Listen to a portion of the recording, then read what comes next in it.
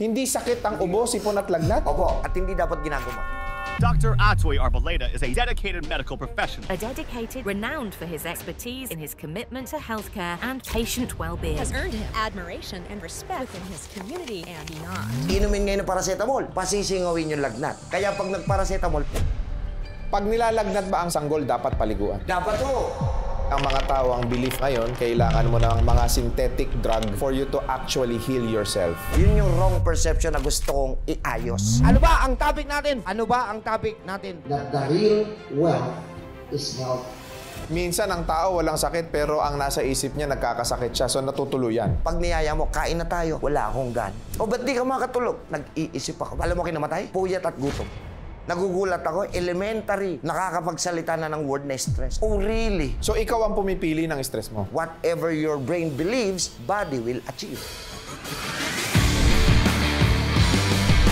Lahat ng mga kaalaman na ibinabahagi mo sa social media, ito ay ipinaglilingkod mo ng ilang taon na ng libre. Bakit? Nagsimula ang aking advocacy and mission na ma-educate ang mga kapwa natin Filipinos regarding health. Yan nga po yung Health Forum. So 15 years na yan, napasok ako ng social media, I think 6 years ago pa lang. Pero nasa heart ko kasi na maturuan ang kapwa natin Filipinos na ang kagalingan ay hindi makukuha sa iniinom, kundi ang kagalingan makukuha numero 1 sa disiplina. Siyempre, pangalawa, sa tamang pagsunod ng pag-aalaga ng katawan according sa inihabilin sa atin ng Panginoon. Ayoko ng gamutan eh. Gusto ko edukasyon. Nakakalimutan ng maraming tao yung tradisyonal na pamamaraan kung paano mapapagaling ang sarili. Commonly, ang mga tao ang paniniwala ngayon, kailangan mo ng mga synthetic drug for you to actually heal yourself. Yes. Gaano ito katotoo? Yun yung wrong perception na gusto kong iayos. I conducted the Health Forum hindi para mag-create ng confusion, competition, kundi to create a real awareness, maliwanagan once and for all ang isipan ng mga Pinoy na baliwala ang gamutan kung walang disiplina. Isasama lang nila ito sa kanilang lifestyle. Correct. At malaki dapat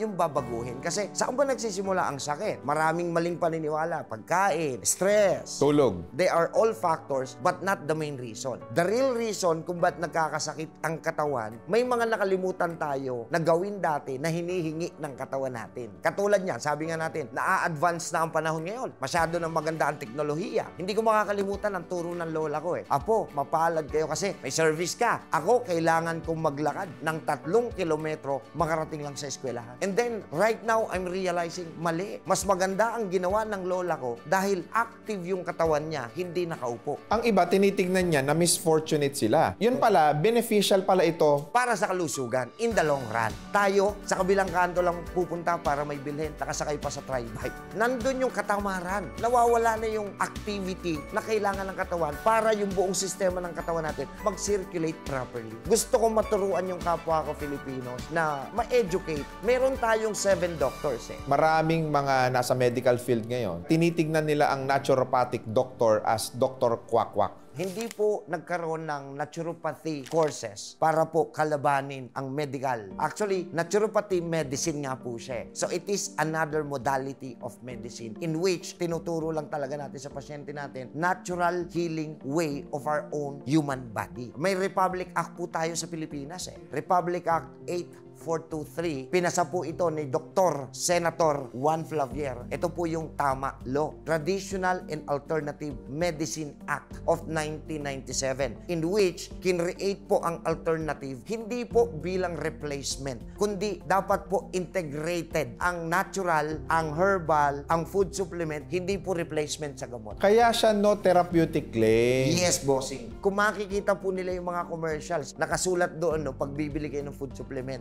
with proper diet and exercise. Pero anong ginagawa ng karamihan? Bibili, iinom. Walang proper diet, walang exercise. It is just a waste of money. Maraming nagkalat ngayon na mga nagbebenta ng mga food supplements. Sobra po. Na kung ano-anong claim ang ginagawa nila. Paano nga ba ito gagamitin ng tama? Ang tunay na ibig sabihin ng food supplement, yung hindi natin nakukuhang nutrisyon dahil sa maling mga kinakain natin sa panahon ngayon can be supplied by this herbal and natural natural and food supplement. So, yun ang trabaho niyan. Mag-supply ng nourishment. Para sa akin, supplement. They supply nourishment. Idadagdag po natin ito sa pang-araw-araw nating ginagawa. Together with the 7 doctors, kaya mong gawin, walang bayad. Pero pag nagawa mo yun, dun magsisimulang lumakas muli ang iyong sariling katawan, ang iyong resistensya, at ang iyong immune system. Okay, number 1, Dr. Air. Kailangan ng ating katawan ng oxygen. Makukuha lang natin yan sa natural air. Inhale, exhale every morning. Yung oxygen na yon, hahalo yun sa dugo. Yung dugo, hindi dadaloy pag walang content na oxygen. Pag hinalo na yung oxygen sa dugo, yung dugo isi-circulate ng puso natin, kailangan makaakyat yung oxygen content of the blood sa brain para ang brain natin mag-function properly. Mabawasan ng stress. Number 2, Dr. Sunshine. We need natural vitamin D para po ma-boost yung immune system. Tuwing anong oras? Wala pong specific time. Basta nandyan yung araw. Hindi mo lang kailangan magbilad. Ngayon daw, pagka lumabas ka ng tanghali sa sobrang init, hindi pa nakakasunog yan? Infrared radiation na raw yan Tapos, ang sabi nila, malaki ang possibility na magkakaroon ka ng Skin cancer. I beg to disagree. Kasi kung totoo yan, lahat ng magsasaka natin may skin cancer. Lahat ng magbubukid natin may skin cancer. So, hindi totoo yun. Lahat ng tao, pwede kang tamaan ng cancer basta mahina ang immune system. Bakit yung mga magbubukid? Bakit yung mga magsasaka? Hindi tinatamaan. Malakas ang immune system nila. Why? They can follow the 7 doctors. Number 3, Dr. Water. Naliligo yung panlabas nating katawan, dapat naliligo rin yung panloob. Kaso anong iniinom ng karamihan ngayon? Soft drinks. Hindi makakain ng walang soft drinks. Hindi makakain ng walang juices. Okay lang kung fruit juices na totoong fresh na piniga. Paano yung mga chemically composed juices? Number 4, Dr. Exercise. Nakalimutan natin that sweating is a detoxification process of the integumentary system. Hindi, mga tao kasi busy. Pagka may sakit na po sila, hindi na sila busy. Ang tunay na puhunan ay ang kalusugan para sa mas maayos na kinabukasan. Give time to your health. Kasi if not, they will ask for time pagdating ng panahon. Pag naningil na yan dahil hindi mo inagapan, baliwala na. Kung kailan kasi huli na ang lahat, tsaka tayo magbabago ng lifestyle. Kaya po may Doc Atoy para may tagapagpaalala man lang na hindi pa huli ang lahat. Marami nagsasabi sa akin, Doc, nakakapag-detox ako. Dumudumi ako everyday. Umiihi ako everyday. How about the toxins of your integumentary system? Skin, tissue, muscles, joints, ligaments. Saan lalabas yung toxins nun? Sa pawis. So that's number 4. Number 5, Dr. Diet. Mali tayo ng perception sa Pilipinas, no? Sabi nila diet, Tagalog, dieta. What we are explaining sa Dr. Diet is balanced diet. Pwede mong ma-enjoy lahat ng pagkain ng balanse. Lahat ng pagkain. Lahat ng pagkain. Lechong kawali. Lahat po yan. Chicharong bulaklak. Pwede po yan. Basta balanse. Crispy pata. Pwede po yan. Fried chicken. Pwede po yan. Ba't sabi ng ibang doktor, kailangan daw magkakakain ka ng mga healthy? Kasi po, may sakit na. Tayong mga Pinoy, aminin na natin, napakahilig natin sa kanin, ang ulam baboy. Tapos, iba-iba lang ng putahe everyday. Sample, Lunes, pritong baboy. Martes, adobong baboy. Miyerkules, sinigang na baboy. Huwebes, inihaw na baboy. Pag napansin mo, puro baboy. Iba-iba lang ng putahe. So, sa madaling salita, ang Pinoy mahilig sa kanin, tsaka Baboy. o pag pinagsama mo, kanin? Baboy. Ayun, hindi. Dito sa tinuturo natin sa balanced diet, you can enjoy everything. Sample, Monday, pork. Tuesday, fish. Wednesday, vegetable. Huwebes, baka. Biyernes, manok. Sabado, seafoods. Na-enjoy mo in the whole week. Balance lang because different organs needs different nutrients. Number 6, Dr. Sleep. Kaya nagkakasakit ang tao because of cell degeneration. Pag inaral natin maigi ang siyensya, saan ba nagsimula ang tao? Sa cells. Sa tatay natin, sperm cell. Sa nanay natin, egg cell. So, ang unang tatargetin para magkasakit, cells. Ang tawag sa ginagawa para magkasakit, cell degeneration. And last but not the least, number 7, Dr. Energy. Means positive mindset, positive attitude, positive outlook. Bawal ma-stress. Nagugulat ako, elementary, nakakapagsalita na ng word na stress. I'm stressed. Oh, really? The real meaning of stress, thinking of the negative things. So, ikaw ang pumipili ng stress mo. Ikaw ang gagawa ng stress mo. How you think will define who you are. In psychology, we called it psychosomatic. Whatever your brain believes, body will achieve. Minsan, ang tao walang sakit, pero ang nasa isip niya, nagkakasakit siya. So, natutuluyan. Napakaraming may cancer sa Pilipinas. Ang talagang nagpapahina sa kanila, the way they think, may sakit ako. Up to the point, pag niyaya mo, kain na tayo, wala akong gana. Bakit? May cancer.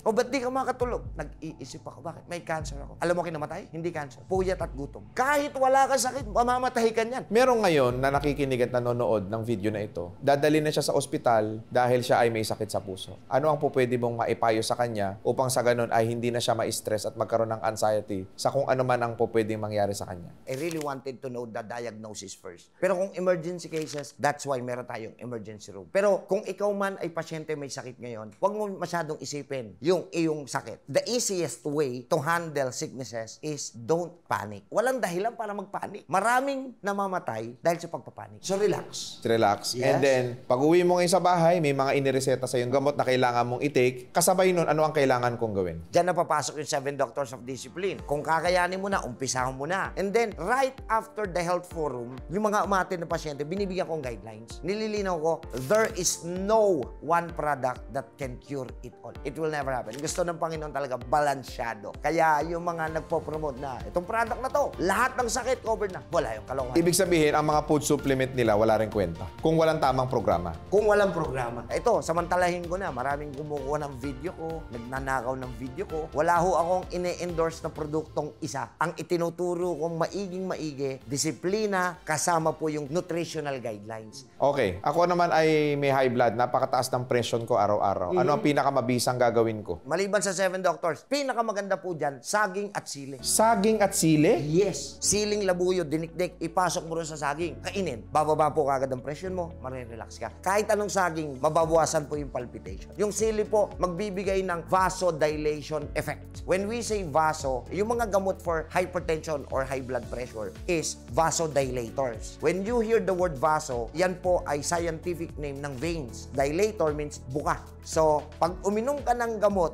para sa high blood, papabukahin yung ugat. Bakit kailangan pabukahin yung ugat? Kasi may bara yung ugat. Ito na, nakabuka na. Ang problema, yung ininom mong gamot para sa high blood na vasodilator, may milligram lang po yon. Pag naubos na yung efficacy ng milligram, lilito ulit yan. Pero, what if, imbis na pabukahin natin, tanggalin natin yung pagbabara? Ano ang pwedeng makatanggal ng pagbabara? Nako, discipline. Gaano karaming sili at gaano karaming saging? Isang saging lang, hatiin mo, tapos yung sili, kahit isa lang, at least first aid. Ito naman, sakit sa kidney. Ano naman ang pwede nating magawa? Ang tatanggalin natin yung pinagmulan ng sakit. Ano ba mainly rason? Sobra ka sa hilig sa alak, carbonated drinks, soft drinks. Pangalawa, because of prolonged usage of synthetic drugs, in which itong synthetic drugs na to may chemical composition eh. Yung chemical composition nun, definitely sasalain ni kidney. Sa sobrang tagal mong gumagamit ng synthetic drugs, sumusobra na rin yung chemical na napupunta kay kidney. Dumarating yung point, humihina na yung function niya. Ano ba ang trabaho ni kidney? Blood cleanser,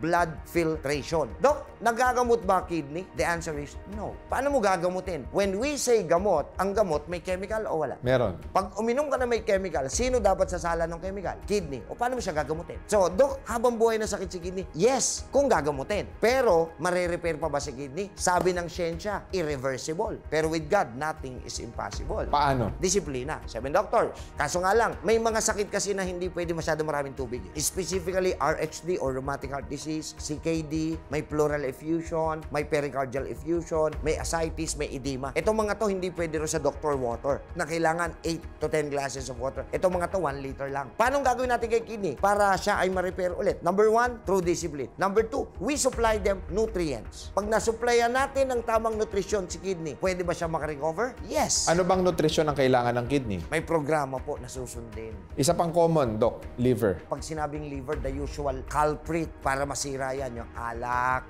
Hindi lang po sa panahon ngayon. Wala po tayong gustong siraan. Nagsasabi lang tayo ng katotohanan. Pero huwag niyo pong dalasan o gawing bisyo ang pag-inom ng energy drinks. Dahil sa taas po nung content nun na pampalakas ng energy, pwede pong bumigay o humina si liver. At alam niyo ba, ang problema ngayon sa liver, yung fatty liver, kung tawagin, liver steatosis, liver cirrhosis, because due to inactivity inactivity. Ayaw magpapawis, ayaw magpa-araw. Pati po si liver tumataba. Actually, yung fatty liver, hindi po siya tumataba na lumulobo. Nagkakaroon po siya ng taba. Ano ang solusyon dyan? 7 buto ng papaya, blender. Saan mo ihahalo yun? Sa tubig, inumin mo araw-araw Inumin yun mo for 7 araw-araw. days. Maganda ho ito para sa mga gusto talaga mag-inom lagi-lagi, mga manginginom. Pati kidney pala, buto ng papaya. Meron pang isa, yan. Kung gusto nyo po yung mga nahihirapang umihi, madalas sa UTI, Oo, yan, UTI. pinakulo ang sabaw ng buko. Hindi, kala ko pag pinakuluan, nawawala yung enzymes. Baliktad. Pagka po pinakuluan yung sabaw ng buko, hindi po siya tatanggalin sa lalagyan. Buko pa rin siya, tatanggalin mo lang yung kulay green, nandun pa rin yung buko itself. Lagay sa isang kaserola, lagyan ng tubig, pakuluin. So pag kumulo yung tubig sa labas, kumulo na rin yung sabaw ng buko sa loob. Bakit kailangan kumulo? Para ma-absorb niya pa yung enzyme. Yun ngayon ang natural antibiotic mo. Natural antibiotic? Yes! Pag sinearch mo ang history and origin of medicine, nagsimula lang pala talaga ang medisina. Saan? Sa ugat, sanga, dahon, halaman at bunga. Ito lang ang ginagamit pag nagkakasakit ng mga ninuno natin. Dok, yan lang pala eh. Paano nauso ang medisina? Dahil sa maling lifestyle, dumadami ngayon na may sakit. Pag dumami may sakit, hindi pwedeng i-mass production to. Mauubos ang kalikasan. Dito na pumasok ang siyensya. We need to find some chemicals. Tignan natin ano yung laman nito. Gawin natin para yun yung maging epekto sa tao. May overdose ba ang supplement? Hindi overdose ang tawag eh. Kasi pag natural, wala naman talaga. Ang overdose chemical eh. Pero pagka nasobrahan ka lang ng pasok niyan, kasi nutrients yan, wasted. Ilalabas lang din ang katawan niya. Kaya may programa eh. May a certain milligram na kaya ng katawan. Parang ganito, kumain ka, sinabi ng katawan mong busog ka na. Gusto pa ng utak mong kumain, kakain ka pa. Anong nagkanyari? Na-empacho. So ayaw ng katawan natin ng sobra. Doc, pagdating naman sa lifestyle change. Yan. Example, ako ay isang call center agent. Nature ng trabaho ko ay gabi, so wala na ako kagad Dr. Sunshine. Tsaka Dr. Sleep. Hindi na rin ako nakakapag-exercise dahil sobrang hectic ng schedule ko. Nawala na rin si Dr. Exercise. Tama po. So ang pupwede ko na lang gawin, Dr. Water, Dr. Diet, Dr. Energy, and Dr. Air. Paano ngayon? 5 out of 7 magiging boosted ang immune system. So kung ikaw ay call center agent at wala tayong choice, pinakamaganda, magpalit na kayo ng trabaho para makumpleto mo yung 7. Huwag ko kayong magagalit ha. Pero ang katotohanan, kaya po mas malaki ang sahod nila kesa sa usual na empleyado. Health hazard po ang panggabi. That's why may night differential. Bakit? Iba yung tulog sa gabi, iba yung tulog sa umaga. So Doc, magre-resign? No. Hindi ako magdidesisyon para dyan. Siya. Pero naniniwala ako, pag may sakit na yan, titigil na yan. Correct. So wag nating intayin magkasakit. Ingatan ang iyong kalusugan. Dahil yan lang talaga ang puhunan para sa mas maayos sa kinabukasan. Doc, ang best cure daw for cancer is guyabano. Hindi po. There is no one product that can cure it all. Ang magpapagaling sa'yo, ang Panginoon, pag nakita niya na may disiplina ka at sumunod ka na sa tamang programa. So, si Guyabano, according sa clinical studies, mataas ang anti-cancer na content niya. Pag sinabing Prevention. laban. Anti-inflammatory, laban sa pamamaga. Anti-cancer, laban sa cancer. Paano kung marami ka ng cancer? Cells. So, kaya ba labanan na ito? Hindi. Ang lalaban dapat kay cancer cell, yung immune system mo. Paano mo palalakasin? Makakatulong ba si Guyabano? Makakatulong. Pero hindi niya kayang labanan mag-isa. Isa pa, ang malunggay daw ay pupwede at makakatulong makagaling sa lahat ng sakit. Makagaling hindi po. Makakatulong po na mag-supply ng mga nutrisyon para palakasin ang ating immune system at ang ating immune system ang lalaban sa sakit. Hindi ang produkto ang lalaban sa sakit. Ang glutathione ay totoo bang nakakaputi? Nakakaiyak, pare. Sinubukan ko yan. Hindi. Ang trabaho ng glutathione ay vitamin for the liver. Ang liver natin, lagi po yan may sinasabi sa complexion ng katawan natin. Pag ang liver mo healthy, mamula-mula, mapusyaw ka. Pero pag ang liver at kidney mo, sira, nangingitim ka. Sa oral, nagiging food ni liver yon, so lumalakas si liver. Pag malakas si liver, pumupusyaw yung kulay, kaya mamula-mula. Injectable. Hindi nakakaputi. Parehas po. Gaano kahalaga ang probiotic sa katawan ng tao? Ang laman ng ating GIT, gastrointestinal tract, 85% good bacteria, 15% bad bacteria. Itong tinatawag nating GIT, kailangan balanse. Pag tumaas ng isa, naging 16% ang bad, magkakasakit ka na. Ganon katindi ang balance niyan. Dahil sa mga wrong lifestyle natin, wrong food that we are intaking, nauubos si good bacteria, dumadami na to. So humihina na ang ating digestive system. Importante ang probiotic. Kaya importante ang probiotic to supply the balance of the good bacteria and bad bacteria. Paano pag sumobra yung good bacteria? Walang problema. Yung mga natural na ipapasok mo sobra, pag hindi kailangan ng katawan, natural natural din niyang ilalabas. Actually, yung LBM,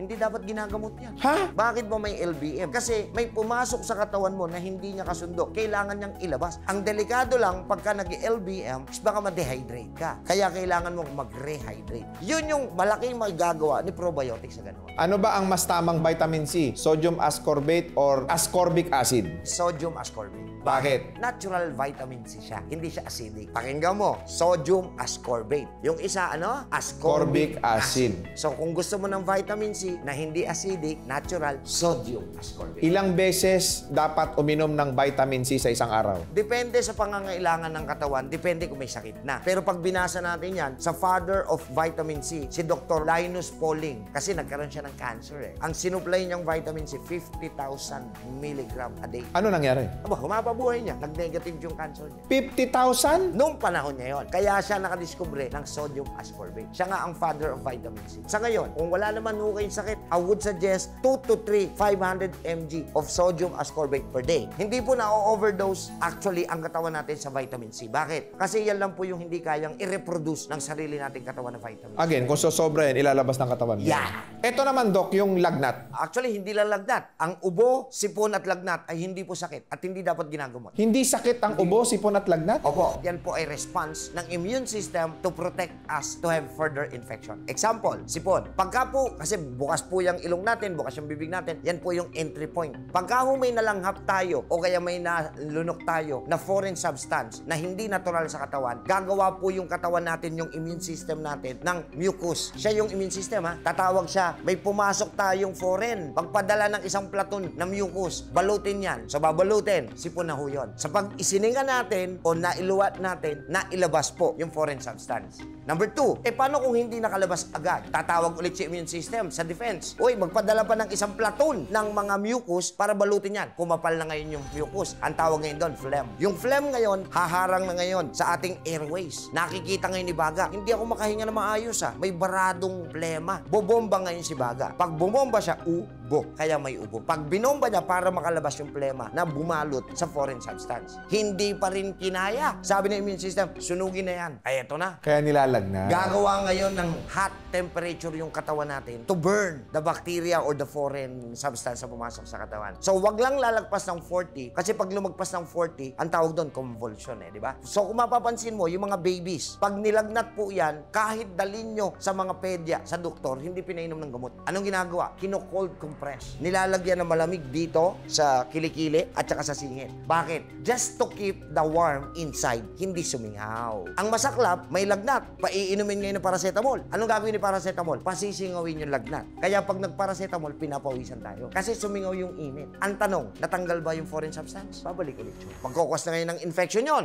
bibigyan ka na ngayon ng antibiotic. Pag nilalagnat ba ang sanggol, dapat paliguan? Dapat ho, pag nilalagnat ang mga baby, newborn, sanggol, bulak, lagay nyo sa isang tabo na may yelo, na may tubig, ibabad nyo rin yung bulak ilagay nyo sa kilikili, ilagay nyo sa singit, ilagay nyo dito. To keep the heat inside. Doc, may kaibigan ako na dinadialysis. Ang dialysis sa pagkakaunawa ng maraming tao, yan po ay lifetime na. If we are not going to do something to repair the kidney, definitely lifetime na po ang dialysis. Kasi the kidneys are not functioning well para i-filter yung dugo. So yung dugo, pagka mataas po yung laso na content niyan, ang tawag sa kanya creatinine. So pag mataas yung crea, mataas yung lason na content ng dugo. Bakit mataas yung lason? Kasi hindi nagfa-function yung nagfi-filter. So ang tendency, lalagyan ka ng hose, i-connect ngayon kay dialyzer. Bakit? Yung dugo mong marumi, idadang kay dialyzer, lilinisin ni dialyzer, pag malinis na, ibabalik na ulit. So malinis na yung dugo mo, mababa na yung crea mo. Yay! Magaling na ako. Hindi. Bakit? Kumakain ba tayo araw-araw? Yes. Uminom ng gamot, lumalangap ng hangin. Yung binanggit kong apat, may chemical wala. Yung chemical, sino dapat sasala? Si kidney. So, bukas makalawa, marumi ulit yung dugo mo. Dadialysis ka ulit. Grabe, sobrang dami kong natutunan. Thank you so much for this very educational content. Opo, maraming salamat din. And gusto ko rin i-honor and i-acknowledge yung ginagawa mo na for 15 years, no? That you have this advocacy to help, especially yung mga kababayan natin na nagdaranas ng karamdaman, nagdaranas ng matinding hirap sa sarili nila dahil nga doon sa sakit na nararamdaman nila.